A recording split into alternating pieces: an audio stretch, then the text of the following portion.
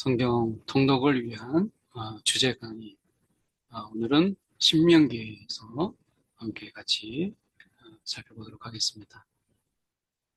신명기라고 하는 것은 보통 이렇게 신의 명령, 그래서 신자를 생각하는데, 신명기의 신자는 하나님의 신, 이런 신을 가리키는 이런 신이 아니고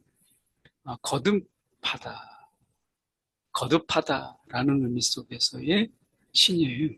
그러니까 명령을 거듭하다, 이렇게 되어 있는데, 영어로도 마찬가지입니다. 그 듀트로노미라고 하는 이 영어는 헬라어 의미 속에서 두 번째 율법이라고 하는 이 합성어로 된 것을 우리가 영어로 옮긴 거예요. 그래서 우리가 영어 자체로도 우리가 그 헬라어 의미를 그대로 담고 있기 때문에 두 번째 율법, 이런 의미를 갖고 있습니다. 그래서 율법을 다시 반복해서 이제 적어줬다. 그 율법을 다시, 하나님의 명령의 율법을 다시 거듭했다, 다시 기록했다, 이렇게 이야기한 것이거든요. 그래서 결국 앞서 기록된 내용을 반복해서 쓴 책이다 라고 하는 것입니다. 그러면 앞에 나왔던 이야기를 왜 반복하는가 라고 하는 부분 속에서 여러 가지 이유가 있죠. 첫 번째 이유는 가장 중요한 거죠. 듣는 대상이 달라졌다. 이 신명기는 출애굽 1세대를 위한 것이 아니고 출애굽 당시 20세 미만, 그리고 광야에서 태어난 출애굽 2세들에게 하는 모세의 유언적인 설교라고 하는 것이죠. 그래서 신명기의 또 다른 특징은 유언적 설교이기 때문에 어떤 이 설명이 아니라 설득을 위주로 하고 있어요. 그러니까 설교라고 하는 것은 뭔가를 설명하기 위한 것이 아니라 그렇게 하도록 설득하는, 이게 이제 주 메시지인 거죠. 그래서 신명기에서는 이 설명이 아니라 설득으로 이루어진 하나님의 명령을 너희가 순종하도록 설득하는 것이다 라고 하는 것입니다. 왜 이런 일들이 필요했는가? 우리는 1세대의 그 실패를 이미 알잖아요. 그래서 신명기의 핵심이 뭐냐면 실패한 1세대를 본받지 마라. 본받지 말라. 하나님의 명령에 온 힘을 다해서 순종하는 삶을 살아라. 오직 율법 준수만이 이 전쟁에서의 승리, 그리고 그 땅에서의 번성, 이 번성을 위한 하나님의 호의를 보장할 수 있다. 자, 전쟁에서 승리하려면 마치 우리가 어떻게 이겨야 되는가라고 하는, 어떻게 보면 이 전투, 계략 또는 전쟁, 이 어떤 전쟁, 이 전술에 관한 이런 책들을 이렇게 봐야 되잖아요. 그런데 여기서는 율법 준수, 어떻게 훈련할지, 그리고 어떤 전술로 싸울 건지, 이런 부분이 아니라 율법 준수만이 전쟁에서의 승리가 있다. 그 땅에서의 번성은 결국 율법 준수만이 이것을 보장한다. 왜? 거기에 하나님의 호의가 있으니까. 이것을 이제 이야기하는 것이죠.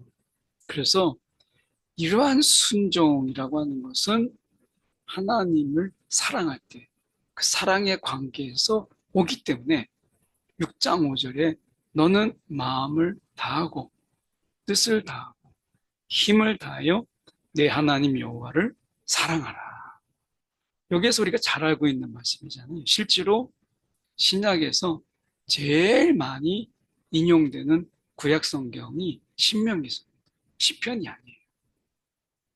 신명기의 곳곳의 말씀들을 신약에서 인용하고 있는 것을 보게 돼요. 그래서 여기 알고 있는 말씀, 너는 마음을 다하고 뜻을 다하고 힘을 다하여 내 하나님 여호와를 사랑하라. 이 말씀, 여기에서 순종이 온다.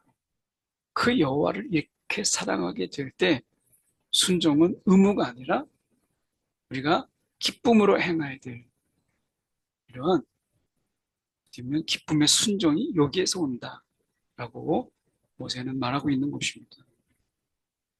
이 신명기의 하나님, 신명기의 하나님은 어떤 하나님인가? 오늘 모세가 만난 그 하나님, 6장 23절에 그대로 나와 있는데요.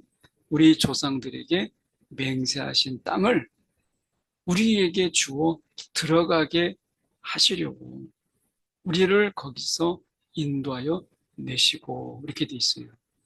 우리가 보면 거기에서 인도하여 내셨다. 애굽에서 인도하여 내셨다. 종살이했던 그곳에서 인도하여 내셨다. 이건 하나님의 능력이죠. 이스라엘 백성이 스스로 할 수 없었던 것을 하나님의 능력 가운데서 행하게 하셨죠. 그리고 우리에게 주어 들어가게 하시려고 우리 가운데 그 주어 들어가게 하시려고 이건 하나님의 은혜. 우리가 한 게 아니고 하나님이 그렇게 들어가게 하시는 하나님의 전적인 은혜. 은혜의 하나님이다. 능력의 하나님, 은혜의 하나님, 그리고 우리 조상들에게 맹세하신 땅. 이것은 하나님의 신실함, 하나님의 신실성을 그대로 보여주고 있어요. 그래서 신명기에서 말하고 있는 하나님은 능력의 하나님이요, 또한 은혜의 하나님이요, 그리고 신실하신 하나님이시다. 오늘 모세가 만난 하나님을 6장 23절에 압축하고 있어요. 여러분, 하나님이 은혜가 있는데 능력이 부족하거나 능력이 있는데 은혜가 없어요? 근데 하나님이 능력도 있고 은혜도 있는데 신실하지 않아요? 그럼 문제가 생기게 되겠죠. 그래서 하나님은 능력과 은혜와 신실함을 갖추신 하나님이시다 라고 하는 것을 우리 가운데 말씀하고 있는 거예요. 이 모세의 설교의 관점에서 세 가지 설교가 나오는데 이 모세의 설교를 저희가 한번 첫 번째, 두 번째, 세 번째로 압축해서 저희가 보려고 해요. 모세의 설교, 첫 번째 설교에서는 하나님은 이스라엘을 이 호렙 시내산에서 약속의 땅의 경계인 이 가데스 바네아까지 데리고 오시죠.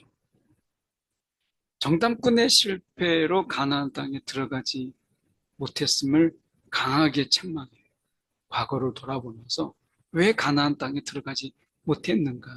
그럼에도 불구하고 지연되긴 했지만 40년이라는 시간 동안 하나님은 그 약속 실현에 실패하지 않으시는 하나님이시다. 이것이 이제 모세의 첫 번째 설교의 핵심이죠. 지연되었지만 약속 실현에 실패한 건 아니다. 그러면서 증거를 보여요. 하나님의 능력의 증거. 에돔, 이스라엘의 일단 야곱의 형 에서, 쌍둥이 형제죠. 에서를 통해서 만들어진 에돔, 그리고 모압과 암몬. 이것은 이스라엘의 사촌이잖아요. 이 모압과 암몬에게 땅을 주셨어요, 하나님께서. 그러면 에돔과 모압과 암몬을 보면서 봐라, 이들조차도 땅을 주신 하나님이 왜 너희들에게 주지 않으시겠느냐. 나는 그런 능력이 있다. 능력의 증거로 에돔, 모압, 암몬을 이야기해요. 이것이 첫 번째 모세의 설교예요. 실패가 아니라 하나님은 지연되었다. 그러나 분명히 실패하지 않으신다. 라고 하는 것을 말씀하시는 거죠. 모세의 설교 두 번째로 본다면 율법의 순종만이 생존과 성공의 열쇠가 된다라고 하는 것을 누누이 강조해요. 굉장히 이 모세의 설교가 길죠. 그래서 모세의 이 설교의 두 번째 이 부분 속에서 어떤 분들은 4장에서 26장, 어떤 분들은 4장에서 28장 이렇게 보기도 해요. 굉장히 길죠. 이 모세의 순종만이 생존과 성공의 열쇠가 된다. 그래서 특히 이 순종의 부분 속에서 우려하는 부분이 있죠. 다른 신들과 우상에 대한 숭배의 금지. 다른 신들과 우상에 대한 숭배를 너희가 하지 마라. 하나님을 사랑하는 것은 이스라엘을 향한 하나님의 사랑에 대한 합당한 반응이기 때문에 하나님을 사랑해요. 하나님은 충분히 그렇게 우리의 사랑을 받으실 만한 분이시다. 그리고 결단의 문제가 있어요. 결단해라. 하나님께서 우리 편에 있기를 원하는가? 아니면 우리를 대적하기를 원하는가? 선택해라. 결단의 문제. 이것을 모세의 설교에서 결단하기를 원해요. 그래서 율법을 해석합니다. 종교적인 어떤 변절, 배교에 대해서 누누이 이야기하면서 여호와께서 택하신 곳에서만 제사해라. 이것은 종교적인 변절과 배교를 막기 위한 임시적인 거죠. 여호와께서 택하신 곳에서만 제사해라. 이것이 모세가 선지자적인 입장에서 이야기한 거죠. 여호수아는 선지자가 아니었죠. 모세는 선지자적인 입장에서 이야기하는 거예요. 그리고 악의 제거, 가나안 땅은 거룩한 땅이 되어야 된다. 그래서 악을 제거해라. 그러면서 십계명에 대한 부분을 해석하죠. 특히 이 성의 오용, 성적인 부분들이 잘못 사용되는 부분들을 우리가 금지하고, 거짓 증언을 금지하고, 탐하지 말라, 탐내지 말라라고 하면서 구체적인 예들을 이야기하죠. 특별히 이제 이 모세의 설교의 세 번째 부분 속에서 언약 갱신을 다시금 이야기합니다. 그래서 마음을 다해서 너희가 동의해야 된다. 너와 내 자손이 살기 위해서 생명을 택하라. 다시 한번 모세의 설교 세 번째에서 언약을 갱신하며 선택의 부분 속에서 생명을 택하기를 결단해라. 이렇게 이야기합니다. 모세의 설교가 길지요. 그래서 32장에서는 모세의 노래가 나와요. 이것은 지금까지 설교의 요약으로 이제 그들이 기억하기 쉽게 이것을 노래로 그들에게 전하죠. 이게 모세의 노래예요. 32장. 노래가 되면 우리가 그 노래하다 보면 이 설교가 쉽게 이해가 되고 기억이 되죠. 이게 32장이고 33장에는 모세의 축복이 나오죠. 이것은 창세기 49장에 야곱의 축복과 병행을 이루어요. 그래서 이 창세기의 마지막을 우리가 야곱의 축복으로 끝낸 거죠. 물론 50장까지 있죠. 물론 이 신명기에서도 더 있잖아요. 이 마지막 부분 속에서 모세의 축복으로 이 신명기서를 마치는 것처럼 창세기에서도 야곱의 축복으로 마치죠. 이것은 결국 축복하신 하나님, 이 마음이 그대로 담겨져 있는 거예요. 오늘 신명기 결단해라. 우리 가운데 이것을 생명을 택하기를 결단해라. 이렇게 말씀하고 있는 것입니다.